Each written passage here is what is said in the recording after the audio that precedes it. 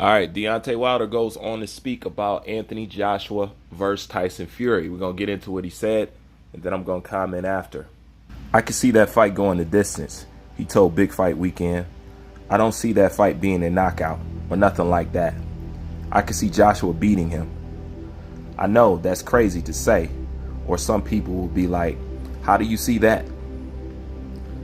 Some people would think so, but I really could see Joshua winning that fight, to be honest. If he goes in, do what he has to do, and do not think so much, I think Joshua thinks a lot. He doubts himself a lot as well. I don't think he has a lot of self-motivation or self-confidence. That's just my opinion. That's just me on the outside looking in. I know what it takes to be a warrior, a killer, to have a killer mindset, to look in the eyes of a killer, the energy, the feel. I don't get that from him. I don't sense that from him. But I think if he goes in correct, and he doesn't need a lot of correction, if he corrects certain things mentally, I think everything mentally for him. I think everything is mental for him. Physically, he can get everything else done, but sometimes it's just that mental part. Mental is a big part in this business. I think if he changes certain things mentally, he could come back, redeem himself more so than ever. I think when it comes to Deontay Wilder's perspective or his opinion on this subject of Tyson Fury and Anthony Joshua, I have to solely agree with him. I think he did a very good assessment of sizing up Anthony Joshua. I feel the same thing. I don't see no problems with Anthony Joshua physically. I just see it mentally. And I do think Anthony Joshua thinks too much. And I think he has self-doubt. More self-doubt than I think he's actually supposed to have. So in all actuality, Anthony Joshua might take what people say too hard. He might be one of those people who really care about what people say about him versus a person that doesn't. That stuff seems to weigh on him more. Even if he pretends like it doesn't, it actually does. A lot of people say Anthony Joshua wasn't the same since the Andy Ruiz knockout, and it's true. I think that cast some doubt in his mind, and he hasn't never really been able to shake it. So I think how he views himself, it has rocked his core, and he's having a hard time putting it back together. But I do think if he goes in there, relax, think less, and kind of just feel the moment, get into a flow state, Anthony Joshua could do it. But I think as of right now, the way Anthony Joshua is living is counterproductive to the mentality that he's supposed to have. And this is just my personal observation. Every time I look up something with Anthony Joshua, whether I'm on his Instagram or whether I'm on his Twitter, to me, he's coming across more as a model than a boxer. You know, he's always GQing, taking pictures, laughing, smiling. Enjoying yourself is great, but you need to know how to take yourself out of that element. This was something that Marvin Hagler did well. I believe Marvin Hagler called it going to prison.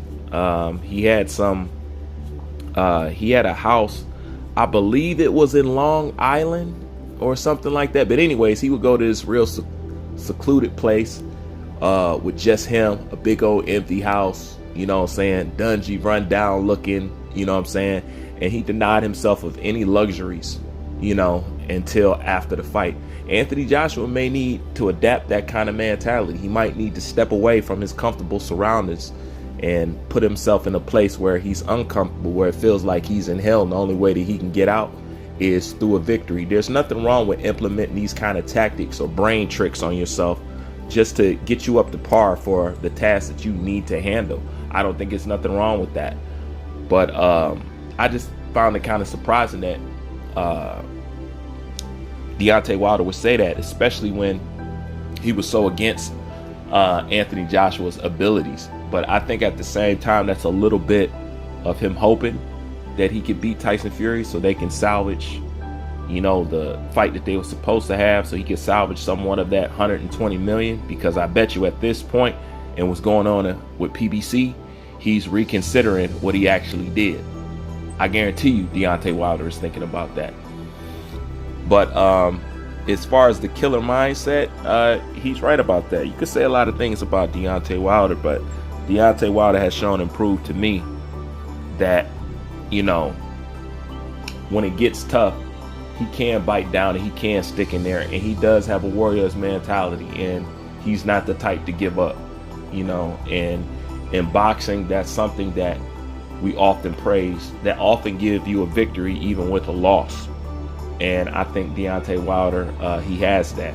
And Deontay Wilder has a hell of a chin. He can take some punishment. The same can't really be said about Anthony Joshua.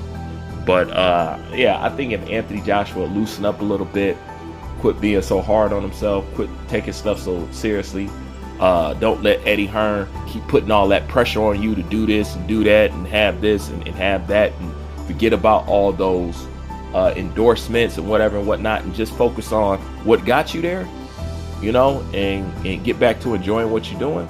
No doubt. Do I think Anthony Joshua is too far gone? Even though I like Anthony Joshua, yes, I think he's too far gone. I don't think he can recapture it at this point. This is what I think. I'm hoping it's something different though. But I just think he just lost something, and where he's at in his career, as well as he's living, as well as he's getting paid, I think it's very hard for him to recapture that. And this is something that you got to highlight Floyd Mayweather for, because he was one of the first to demonstrate that it can be done. He can have $100 million in the bank and still train like he ain't got a penny to his name. You know, that takes a certain type of skill set. That's why the majority of his success came from his dedication and his hard work. That's something that's very overlooked when people analyze Floyd, is his discipline and how much hard work did he put in, and the fact that he was able to do that while living in mansions, sleeping in silk pajamas, you know, somewhat partying, being around a whole bunch of women, sporting jewelry, driving fancy cars. He can still focus like that. That's something that's extremely rare. A lot of the legends wasn't able to do that. Hell, Ali wasn't able to do that at the end of the day. And I just think Anthony Joshua just may have had too much success too fast, and so much put on him, and so much pressure put on him to carry this and to carry this brand and this, you know, just a lot of stuff put on there by Eddie, you know what I'm saying, no doubt. But I think if he can go back to enjoying the sport, like really enjoying it and getting rid of the pressure, then, you know, he'll be good. And I thought that he would be more comfortable, because he always feared of losing his O. He already lost his O, so I thought he would be more comfortable by now.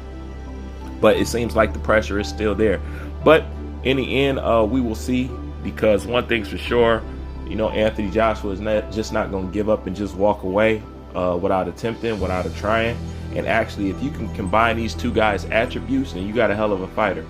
If you can give Deontay Wilder the ambition and the work ethic of Anthony Joshua, and if you can give Anthony Joshua Deontay Wilder's mentality and heart and drive to keep going, then you got a hell of a fighter. So each fighter got something that another fighter can use, you know what I'm saying, in their repertoire of skills and mentality.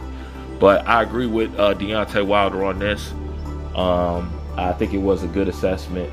And I hope Anthony Joshua can get back there to where he was, because no matter how bad or how good he does from here on out, this is one thing I say about Anthony Joshua. I appreciate him turning the lights on in the heavyweight division again. I know a lot of people want to credit that to Deontay Wilder, but let's be honest. People wasn't paying that much attention when it was Wilder, you know. Anthony Joshua was the one that really set it on fire. And for the most part, Anthony Joshua did his part to bring boxing back. He did. And he took on the fights and challenged the people that I wanted him to fight and I wanted him to challenge. And you just can't knock that at the end of the day, because that's something that these guys is not doing. And at the level that Anthony Joshua is at, some of the choices that he made and the risk he took, he didn't really have to do.